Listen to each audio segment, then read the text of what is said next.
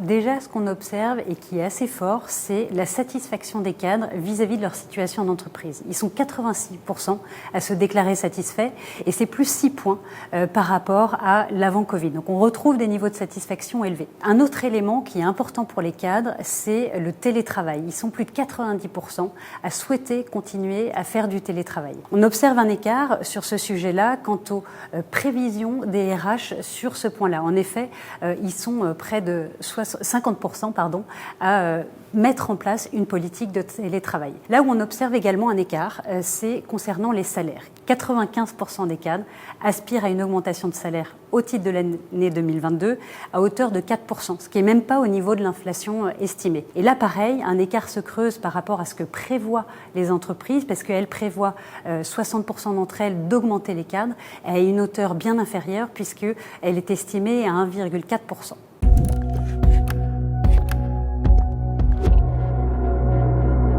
Alors, on observe déjà qu'il y a des éléments qui ont été exacerbés par la crise sanitaire. La quête de bien-être, le besoin de formation sont des éléments fondamentaux pour les cadres. On observe aussi que la mobilité géographique est très importante. 24% des cadres ont déménagé lors de ces 2 dernières années et 78% sont très satisfaits de ce déménagement. Pour autant, ils sont seulement 8% quand on les interroge sur une mobilité à venir à se déclarer déménager dans l'année à venir. Un autre élément qui est important, c'est la mobilité professionnelle des cadres. Ils se déclarent seulement 3% à être en recherche active d'un nouvel emploi. Et donc, ça risque de créer des tensions pour les recruteurs qui cherchent à recruter donc des cadres. Il y a 2 autres éléments qui ressortent comme étant extrêmement importants pour les cadres. Le premier, c'est l'engagement de l'entreprise dans l'environnement, qui est plébiscité par près de 7 cadres sur 10, au même titre que l'égalité homme-femme, qui est également plébiscité par plus de 70% des cadres aujourd'hui.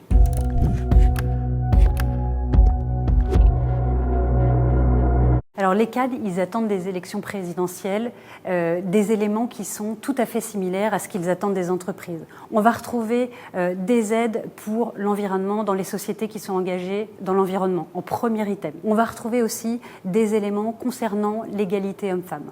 On va également retrouver, et ça c'est lié à l'inflation, des éléments qui vont indexer les salaires en cas de forte inflation. Et enfin, on va retrouver une dernière mesure qui est plébiscitée par les cadres, celle de passer de 5 jours de travail par semaine à 4 jours par semaine. Et ça rejoint une attente des cadres de trouver un meilleur équilibre, tant sur le point de vue professionnel que personnel, après 2 ans de crise sanitaire.